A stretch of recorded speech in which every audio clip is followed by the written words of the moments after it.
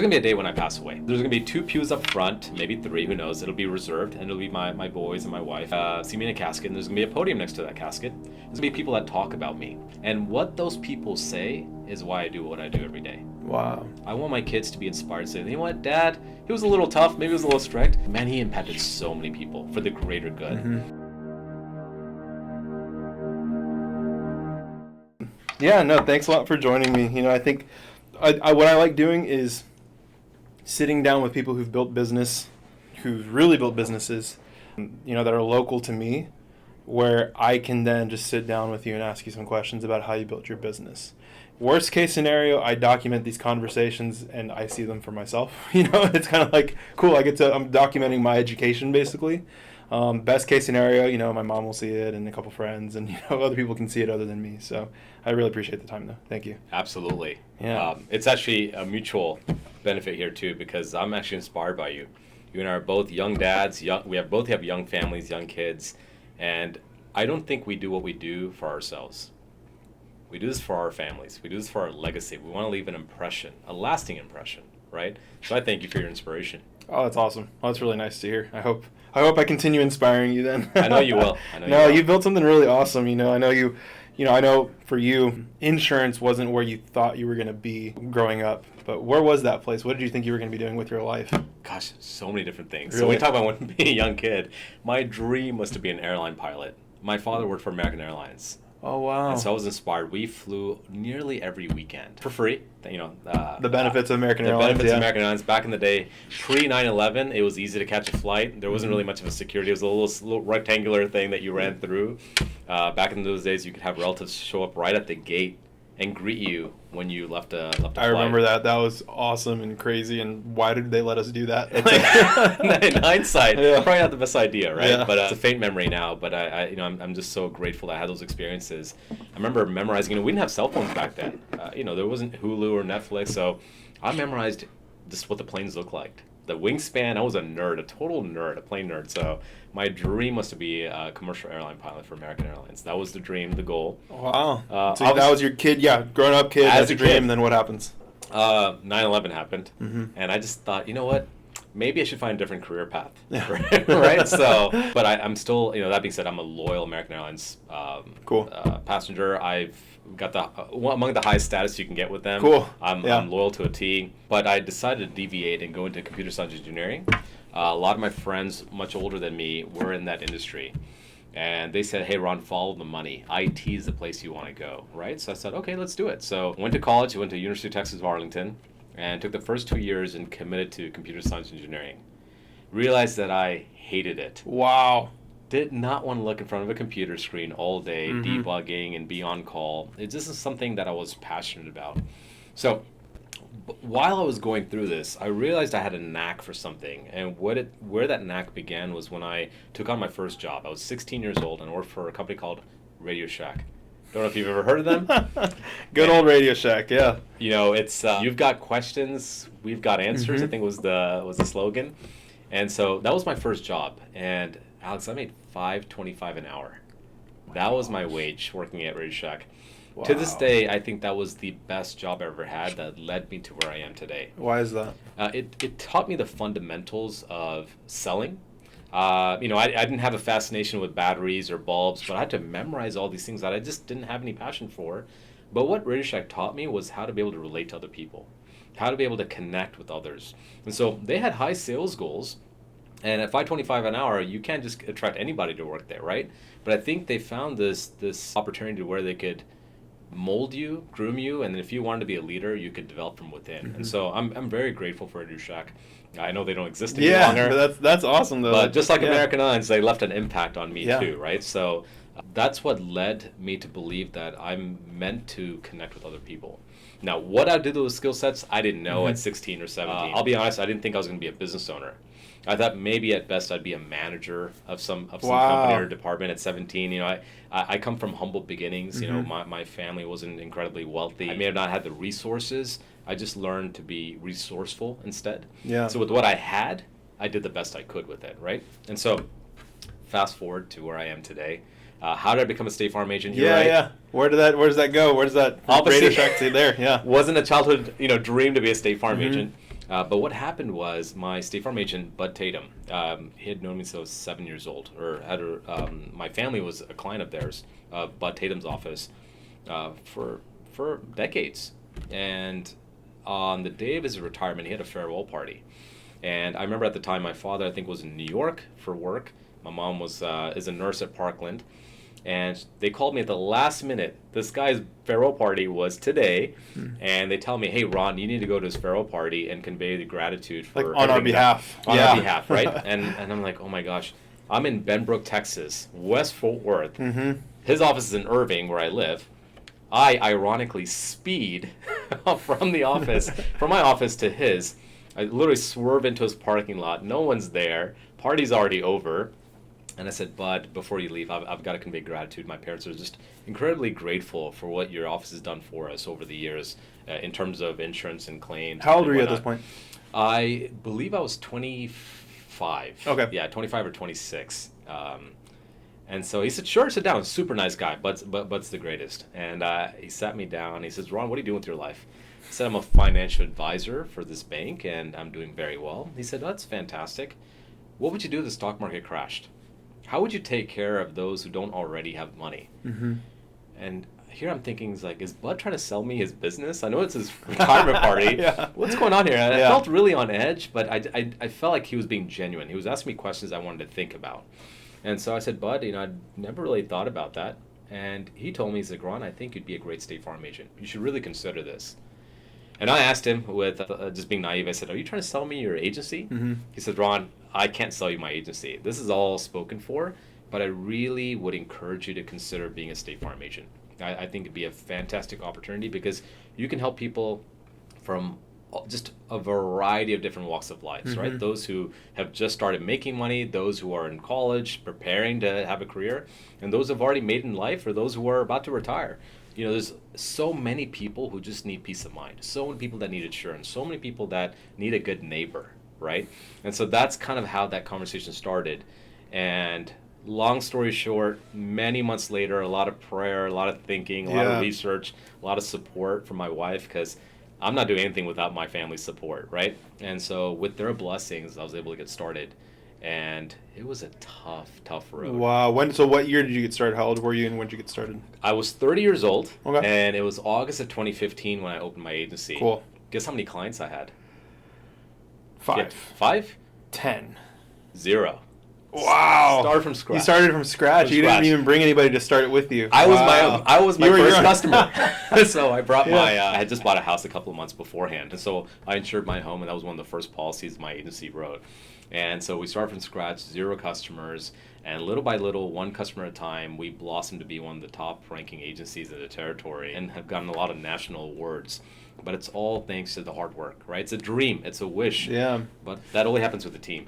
Wow. Yeah. How did you stay grounded or, realistic, or I don't even know if realistic's the right word, but I guess I'm going to start over. How did you, when you had that one client, that 2, and then 5, now you're at like 2,500, 2,400, there's a ton. It's massive.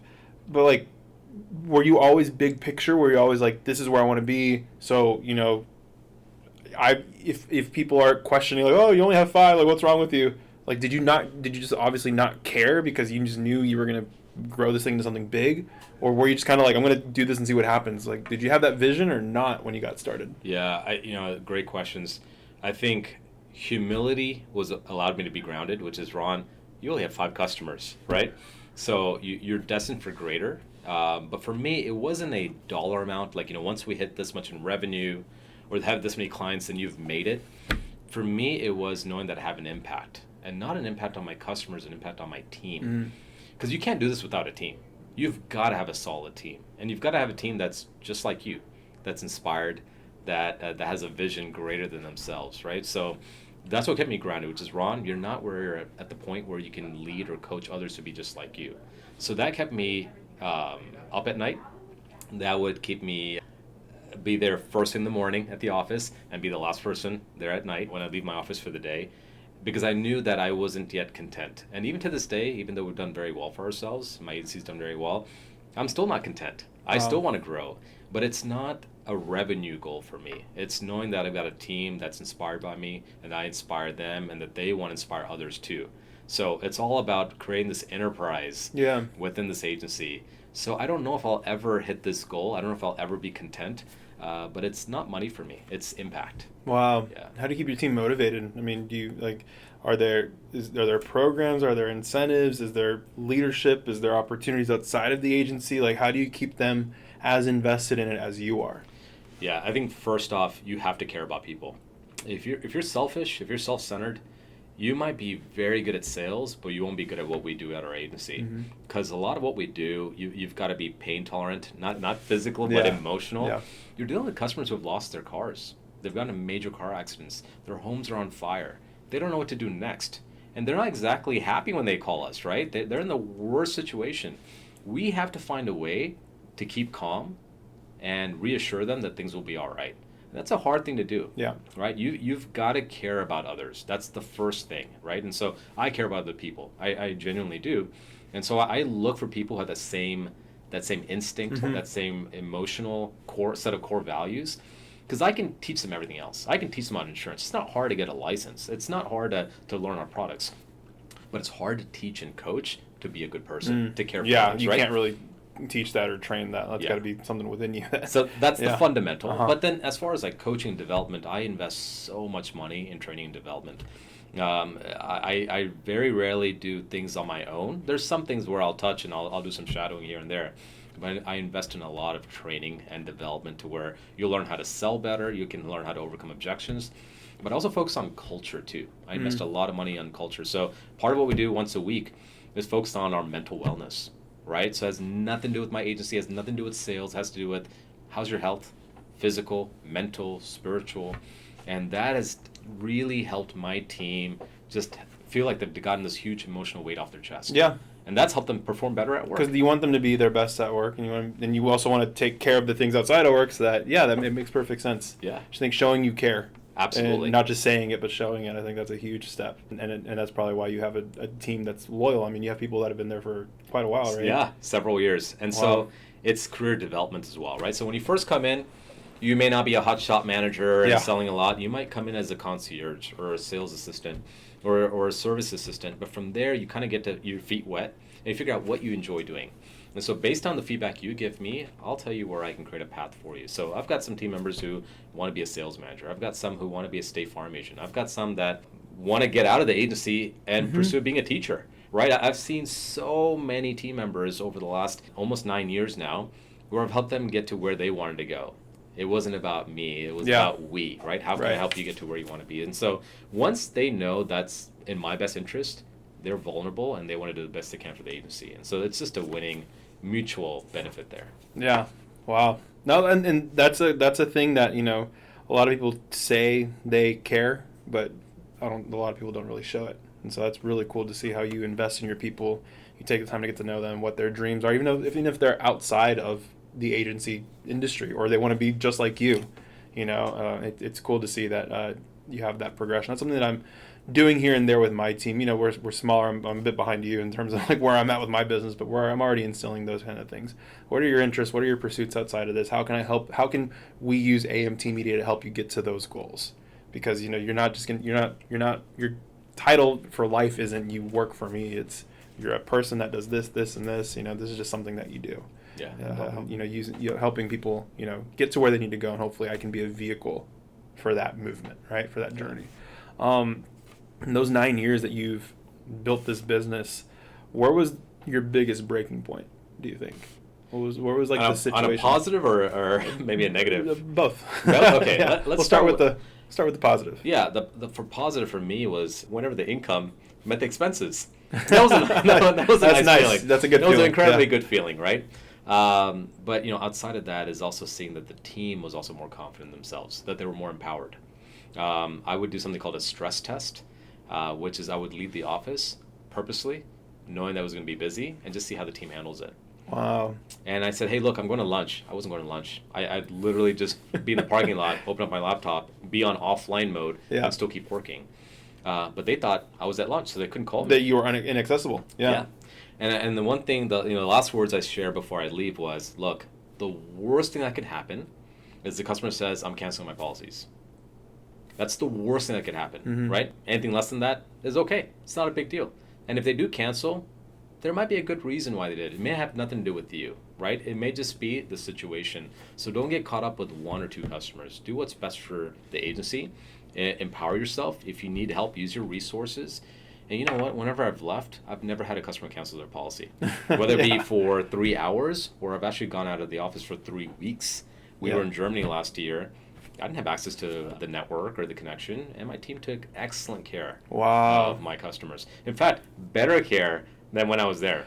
So I said maybe I should go on more vacations. Maybe they were more on point, right? Like they were really focused and drilled in and knew like we can't screw this up, so we got to make sure. There's no safety blanket. To hold exactly. On to, right? It makes people perform. That's awesome. And then it must be a nice feeling for you that you know that something that you've built, you can leave for 3 weeks, for a month, for 2 weeks, and know that you're going to come back to something better than when you left it, right? Yeah. I think that's a lot of fears that a lot of that I have. I have, for example, is right now I'm in the position where like if I feel like if I'm not in the business for 2 days, like what's taken me 7 years to build will get destroyed in 2 days. Alex, I feel the same way too. 9 years later. Wow. Yeah, it's a paranoia that we have as entrepreneurs. Yeah, where do you think that comes from? Well, I mean, as an entrepreneur, we're so big on control. We want to know every little detail. We want to make sure everything's perfect. Yep. And so that's a healthy level of paranoia. I think that's okay to have, but we also have to learn how to let go. Yeah. And that happens when you have the right team. So, if you start a business, you don't just let go on day one. Yeah, right? exactly. It takes time to get there. And look, even me leaving for 3 weeks, that happened last year, right? 8 years later, right? I had never left for 3 weeks before. I'd done a week and a half. Yeah, a little bit here and there, but not to Europe for 3 weeks. It's like, you go a week to like, I don't know, California. You're 2 hours away. It's easy. Yeah. You can deal with it. I've had my laptop open on vacation every morning. I'd be on virtual huddles with my team. And so, at some point I realized, the team can do it without me. Wow. I think the moment I let go, they prove me right. So I think there's 2 things, right? You've got to make sure your team's empowered. If they're not, then it's not fair on them for you to leave for so long. But the second thing is just learn to let go, right? Wow. Let go and let God. Yeah. Is the way I kind of look at it. Yeah. For sure. Yeah, that's scary. For me, that's where the big thing is for me is, I have planning, shooting, editing, strategy. Those are pretty much like the 4 things that I offer. And the editing, for the most part, that's been let go of. The strategy, that's something that I value very much, so I stay there. And I have pieces of it that I've been letting go. The shooting for me is the difficult one. The shooting one's very hard. Because, you were with me earlier this morning. Like, we got to measure so many different things. You got to have the right camera settings. The way I talk to you while you're shooting, it's very hard to replicate that. And that's the hardest one for me to let go. Because I feel like nobody directs clients the way I direct them. You know what I mean? Like, I have my secret sauce, my spin, Yeah. And that's something that it's hard to recreate. Yeah. But then when I realized, I listened to Alex Hormozy a ton. And a big thing he talks about is training people, and that it's a lot easier than you think it is. Because someone's going to say, oh, like Alex is really good at directing like his customers when they're in front of the camera. Okay, well, what does he do? He asks questions. He sees if they do mess up and nicely tells them to do it a different way. He positively reinforces them. Like those 3 things, I can teach that to somebody who's willing to learn it, right? As long as you have these basic values that I have, then I can teach you how to ask questions. I can teach you how to positively spin things. I can teach you how to, suggest a different idea. Those are all teachable things. And that's something that I very recently grabbed onto and realized, oh no, I can totally teach somebody, how to do all these things. Yeah. But learning the letting go part is still the challenge. It's tough. Yeah. It really is tough. So, I took a coaching course, I think it was 3 or 4 years ago. In fact, I think it was during COVID in 2020. Mm-hmm. And what I learned from that, one of the biggest takeaway was that to teach someone something, for them to be a master it, you've got to teach them something 30 times for them to master it. So, as an entrepreneur, we want to be efficient, right? We don't have very much time. Your clients don't have much time. Right. And so for you to teach someone who's going to be like you 30 times how to ask questions, how to be relatable, you're worried your client's going to be like, okay, come on, Alex, we got to wrap this up. Yeah, exactly. I'm not paying for you to coach your Yeah, team exactly. member, right? I'm not a lab rat like for you to experiment on. Yeah. So we have this paranoia, and so we decide, you know what, it's better if I just own this, and we'll let other people do the easy work. But you've got to find a way. You've got to teach them. Maybe it's 30 different clients that you that use this. Right. So you do this one time with 30 different clients, but eventually they'll learn, and now you get to take that off your plate. Yeah. And that's a beautiful feeling. But I think it's, for me, I can share with you, I was just so worried about wasting time. I'd rather just do it right now. It takes 5 minutes rather than spending 150 minutes. Yeah, because 30 times 5, right? Yeah, exactly. So luckily my math was right on that, right? So, but it's spending that time versus the 5 minutes, but it's absolutely worth it because now you got to think, you're young, Alex, right? You're probably going to do this for how many more years? Not a whole lot longer. I mean, owning the business Owning the forever. business. Yeah, owning the business forever. Yeah. So how long is forever? 30 years, 40 30 years? Okay, About gotcha. 30, yeah. So is it worth investing 150 minutes? 100, of course it is. Yeah, so that's kind of... Yeah, when you zoom out like that and see the big picture. So I think that's... 2 hours, 2.5 hours is 100% worth it. Yeah. I'd rather get rid of that. I want to do that 2.5 hours as soon as possible. You're right. Right? Yeah, no. And talking about it that way too makes so much sense because a lot of times I think entrepreneurs focus so much on, the specific, pretend you're on a boat, they focus on the specific wave that's crashing in front of them in terms of like the challenges, the issues, whatever. But when you're zoomed out far enough, you realize I'm traveling from New York to England. And this challenge, like, you're so close to the destination. All you have to do is get through that wave and keep going. Yeah. Because and it's hard to, I don't know if you had this, but like family, friends, network, people that care about you, strangers who are telling you like, why are you building this business? It's complicated. Go get a real job. Go do something else. Go get something that's 9 to 5. Go get something that's stable. But then what they're not seeing is that zoomed out mentality of, well, look where I'm going to be in 9 years, in 10 years, in 20 years. You're the only one who sees that vision. I'm the only one who sees that vision. My wife too, where we see this is going to take 5-7 years to figure out. For you, it's going to take 9 years to get here. So how are you able to kind of press on through challenges, throughout those 9 years of building the business to where it's at now? Yeah. You mentioned your wife knew about the vision too, right? I think, you have to have a circle of people that will constantly remind you of the things that you've forgotten, which is your vision. Because it's so easy for us to give up. It's so easy for us to be depressed or upset about what's going on. So people like your wife, my wife, our friends are saying, hey, Ron, you did this because of this reason. Don't give up. Right. But I think when we isolate ourselves, when we're on an island, and we only complain to our wives about what's going on in our business, for sure. Our wives only want to hear that for so long, right? Yeah. There's diapers to be picked up and tossed out, life and to trash. live. Yeah. There's so much going on, and so I think it's telling as many people that you trust about what's going on in your life and why you're doing what you're doing, so they'll remind you when you've forgotten, right? Because oftentimes, believe it or not, the biggest critic we have is ourselves. Yeah. And so one thing I ask my team all the time, especially when I notice that they're stressed, I say, would you ever choose a friend or have a friend that talks to you the way you talk to yourself? Of course not. Yeah. No, Yeah, I'd hate to be friends with that person. It'd be so annoying. Like, stop! Yeah. Like, get up, stop it, move on. Like, go, act. Yeah. And so that's the big lesson there, right? It's like, how can we just make sure that when times get tough, who's the cheerleader? It's got to be you. Which is, man, Alex, you've gone through worse, right? This is nothing. This is a walk in the park. You've gone through worse than this. You'll get through it. Yep. And then everything works out. One of my favorite lines that I've always recited myself is, it doesn't happen to you. It happens for you, right? So if you always remember that, nothing is impossible. Yeah. There's been others who come from worse adversities who have prevailed and been successful. Who are we to be, so distraught and think negatively? We have it a lot better than others have in the past, right? Yeah. So just always, lean on that. It could be God, it could be a spiritual advisor that you have, your family, your friends, but I always lean into them when times are the toughest. That's awesome. That's awesome. That's a fantastic answer. Now we're gonna wrap this up because I know you're busy. You only gave me a certain amount of time today, and you got to go. But I really appreciate the time. Where do you go from now? 9 years. You're like all of us. It's not coming from a greedy way. It's coming from I can make more impact in this world. I know that for you and for me and for people who do what we do, which is entrepreneurship. Where do you go from here? Where enough's never going to happen, but what is the goal? What is that path for you to where are you going to be in 5-10 years with your agency? Yeah, I want the agency to be something that impacts many people, like I mentioned earlier. But there's really two selfish goals that I have. Yeah. Okay. So the first one is this, and this might be a little dismal to share, but I want to be authentic and Yeah. real. There's going to be a day when I pass away. Of course. Okay? There's going to be a casket. It's a certain thing that's all going to happen to all of us. Right, We're all gonna exactly, die. Yeah. exactly. And so, there's going to be 2 pews up front, maybe 3, who knows. It'll be reserved, and it'll be my boys and my wife, and they're going to see me in a casket, and there's going to be a podium next to that casket. There's going to be people that talk about me.